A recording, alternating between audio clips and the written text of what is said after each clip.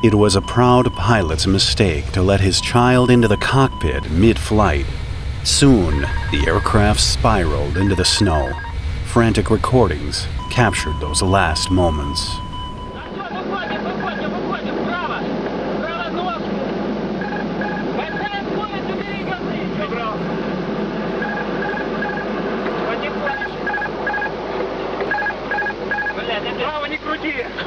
Nothing was wrong with the aircraft at takeoff.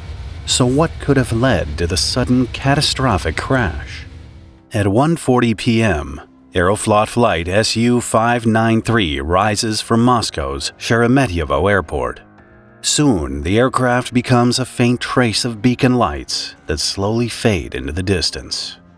It flies off eastwards to its final destination, Hong Kong.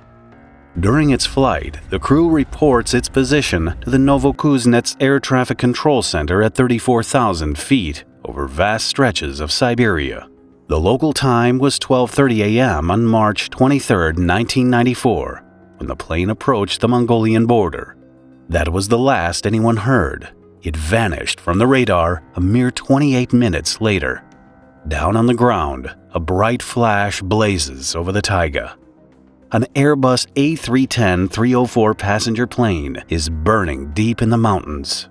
Aeroflot Flight 593 had plummeted, killing everyone on board. The crash remains one of the most bizarre accidents in the history of civil aviation. Nothing suggested that there might have been a problem when it took off. It was a new plane operated by a crew of 3 pilots who had flown the route many times before. So, what went wrong this time? Thanks to the black box recording, we have an insight into what happened in those final moments. At that point, the plane was under the control of Relief Captain Yaroslav Kudrinsky and First Officer Igor Piskarev. Aircraft Commander Captain Andrei Danilov was resting in the passenger cabin and scheduled to fly the return trip. Also on board was Aeroflot pilot Vladimir Makarov, but he was traveling as a passenger using a discount fare the company provided to its employees and their families. At 40 minutes past midnight, Makarov opened the cockpit door. He was accompanied by 2 special guests who greatly desired to peek at the pilot's compartment. They were Kudrinsky's children, his 12-year-old daughter Yana and 15-year-old son Eldar.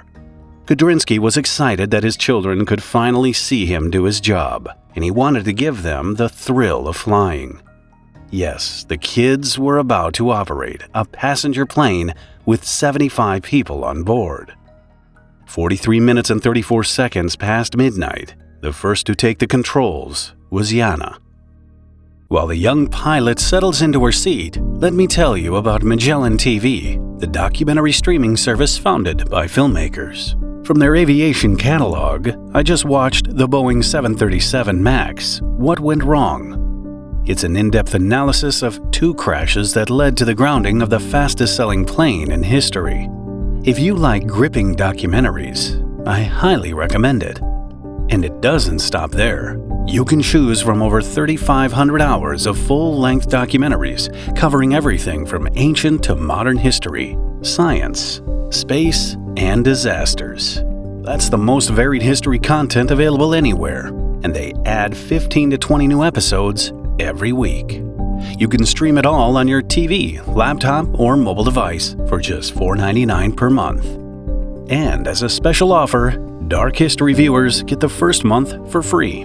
So you can watch the Boeing 737 MAX, What Went Wrong, and the rest of their extensive collection. Click the link in the description to start your free month of documentaries. Thanks for supporting the channel. Kudrinsky had his hand on the autopilot heading controls the whole time. He switched the autopilot's lateral control mode from navigation to heading select. Instead of following the pre-calculated flight path, the autopilot was now simply flying in the directions set by the pilot. Kudrinsky told Yana to turn the control column to the left, and he adjusted the autopilot to turn left. It was a trick that gave the girl the impression she was flying the plane. Soon after, she got bored of piloting and made her way to older brother Eldar. It was 51 minutes and 55 seconds past midnight when Eldar sat in his dad's seat. Likewise, he was invited to fly. Interestingly, at no time did Kudrinsky officially transfer controls to his co-pilot. So Piskarov was sitting relaxed in his seat, which he moved to its rearmost position. He had the yoke in his hands, but not as firmly as he was supposed to. Kudrinsky repeated the same trick with Eldar. Eldar cautiously turned 4 degrees to the left. Simultaneously, Kudrinsky switched the autopilot to heading select mode and turned the control knob to enter a leftward heading.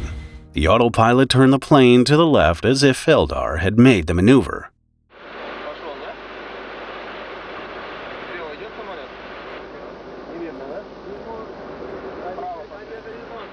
After the plane banked 21 degrees to the left, Kudrinsky instructed his son to turn right. Again, the pilot turned the control knob rightwards, without the teen seeing. At that point, Kudrinsky switched the autopilot's lateral control mode back to navigation, and the plane resumed the pre-planned route. Eldar's short schooling of piloting was briefly interrupted by Yana, who kept asking her father something.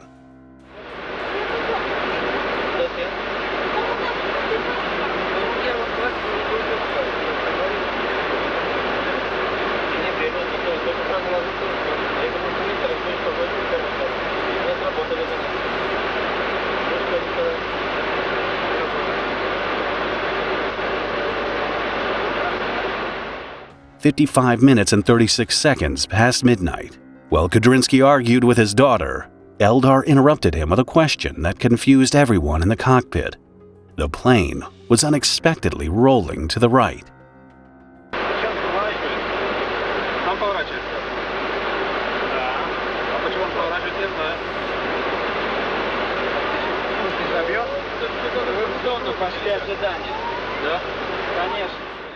The pre-calculated route to Hong Kong disappeared from the flight management display. Instead, it showed a holding area sign, a closed curving line ahead of the aircraft symbol. In aviation, holding pattern refers to the maneuver of delaying an aircraft in flight within a specified airspace.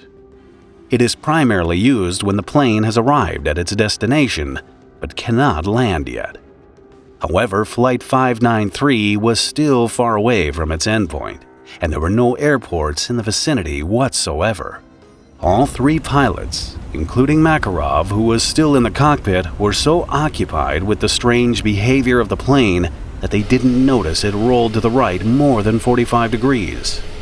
Then, out of the blue, the aircraft started to accelerate on its own, increasing the G-forces on board and pressing the crew into their seats, so much so that it made it impossible for anyone to move. Kudrinsky, who also couldn't get back to his chair, had to give instructions to his son. Piskarev, the co-pilot, still had his seat in the rearmost position and could barely reach the control column. Amidst a flurry of confusion, both pilots gave Eldar opposite directions. The plane continued to roll and reached a dangerous 90-degree bank angle. It was flying on its side.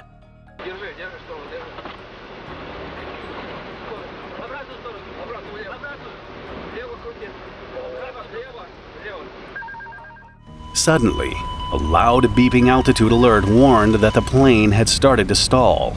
A stall in aviation indicates a sudden reduction of lift. It happens when the angle between the wings and the airflow direction exceeds a critical point.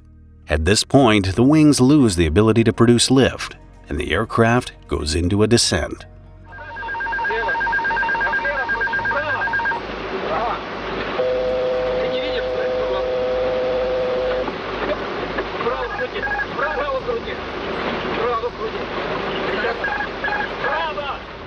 The plane went into a spiral, falling rapidly. In response, an automated alpha floor protection system switched on and took the aircraft out of the rapid drop. Piskarev finally came to his senses and turned his controls hard to the left. He then pulled the controls back toward him to bring the plane out of its dive. At that moment, it was traveling at 480 miles per hour, increasing the G-forces to a stunning 4.7 Gs. Kudrinsky yelled at Eldar to get away from the cockpit, but the poor boy couldn't move due to the significant G-force.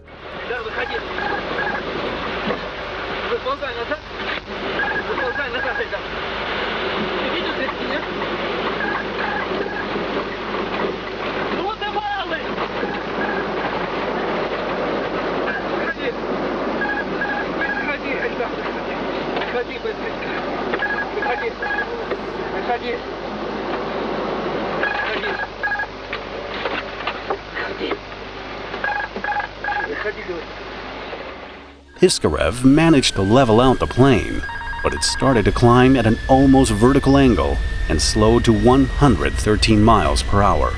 After reaching an astonishing 4.7 Gs, it entered weightlessness. Everything was happening too fast. There was so much chaos that the pilots had no time to send a distress signal. Once the G-force normalized, Kudrinsky finally jumped into his position. Eldar fled the captain's seat but accidentally stepped on the rudder pedal, causing the plane to yaw sharply to the right. After Piskarov did a hard left turn against the yaw, the aircraft stalled, spun around, and flipped upside down. Again, it began to descend rapidly, with its nose pointed almost directly downward. Altimeter pointers spin faster than the pilots could read them. Kudrinsky and Piskarov were doing everything in their power and knowledge to pull the plane out of the freefall.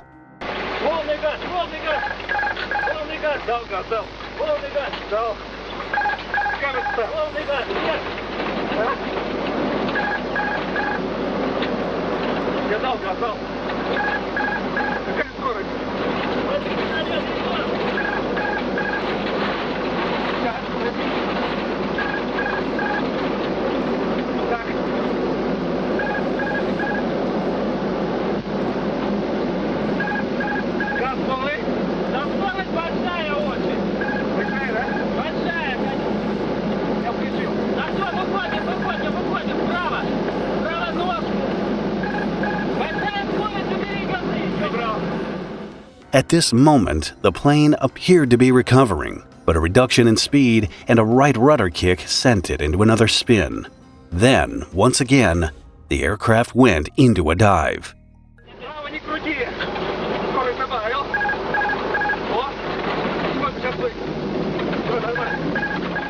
The last maneuver finally stopped the plane from spinning and set its nose in line with the horizon.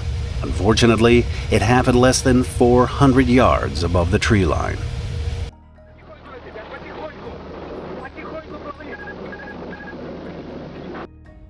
Aeroflot 593 crashed into a snow-covered mountain descending at 230 feet per second. The plane completely disintegrated. None of the 75 people on board survived. The aircraft fell in a distant region of the Siberian taiga, 1 mile from the nearest road. When the rescue team arrived at 6 a.m., they found the frozen wreckage, the snow around it soaked with jet fuel. Disfigured bodies were scattered up to a mile away. Unfortunately, due to the remoteness of the crash scene and bad weather conditions, the rescuers took 7 days to locate all the bodies. The news of the tragedy reached Moscow the same day. The public was shocked and demanded answers. An official of the Russian Ministry of Transport said the sharp fall could have only been caused by an explosion or a collision with a foreign object.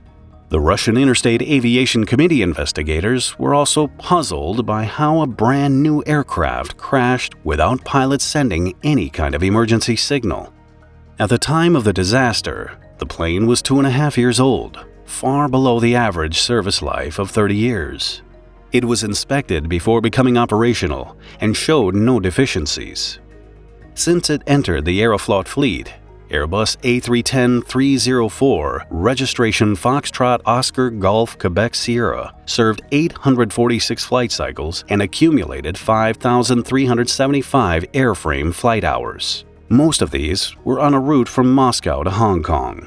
When it took off from the Sheremetyevo airport, it had 12 crew members plus 63 passengers on board, which is 3 times less than a full cabin capacity.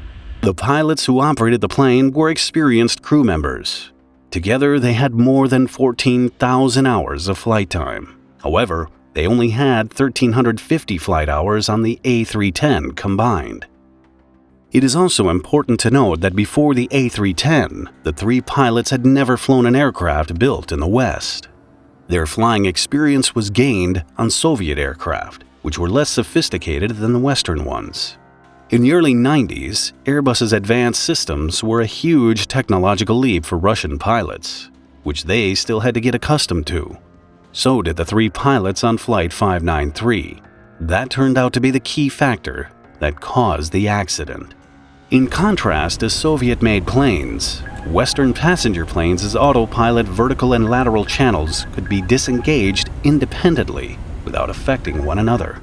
Commonly, this feature would not be used except when an automatic flight is suddenly deviated from a pre-calculated route.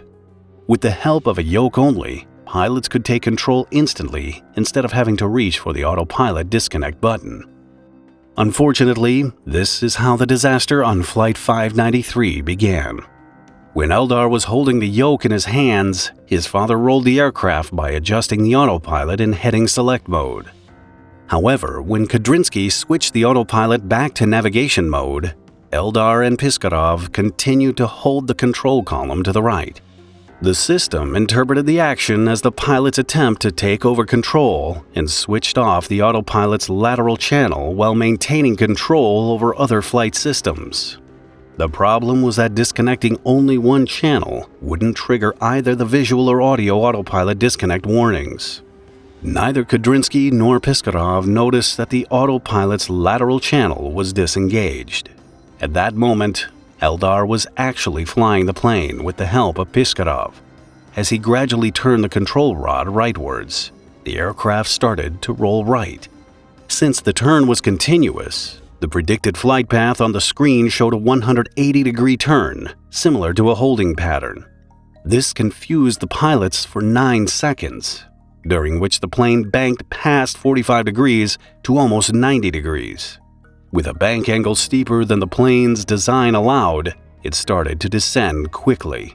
That activated the autopilot's vertical channel, which was set up to maintain an altitude of 34,000 feet.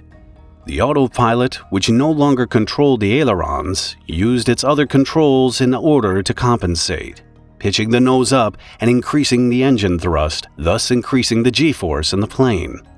As the aircraft pitched up, it went above the normal level of attack, meaning that air no longer flew smoothly over the wings. The wings lost their ability to generate lift, and the aircraft went into a stall and started to drop toward the ground. The autopilot was unable to cope and disengaged completely. A second, larger indicator light came on to alert pilots of the complete disengagement, and this time they did notice it. Everything happened in less than a minute, while the 2 pilots were utterly unaware of what hit them. Piskarov managed to pull the plane out of the dive with the help of the plane's automated protection system, but then made a fatal mistake. He overcorrected, putting the plane in an almost vertical ascent. The aircraft decelerated to a speed far too slow to maintain flight, went into another stall, and fell out of the sky into a corkscrew dive. When the pilots managed to level out the wings, the altitude was already too low to recover. So what was meant to be fun family time ultimately became a catastrophe. To make the tragedy even more bizarre, if both Eldar and Piskarov had just let go of the controls at the beginning, the autopilot would have restored a straight-line safe flight and the accident would have been avoided.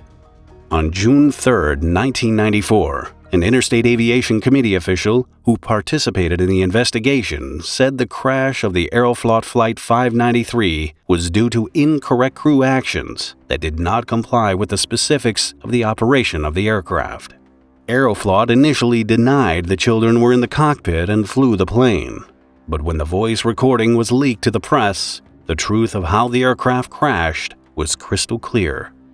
On November 16th, before the official results of the investigation were published, the deputy head of the Interstate Aviation Committee said, quote, that the tragedy occurred when the daughter and son of the crew commander were in the cockpit, whose actions, as well as the uncoordinated reaction of the pilots to them, led to the disaster. The investigation report also stressed that the Airbus A310 had no autopilot declutch warning, as the internationally recommended practices required.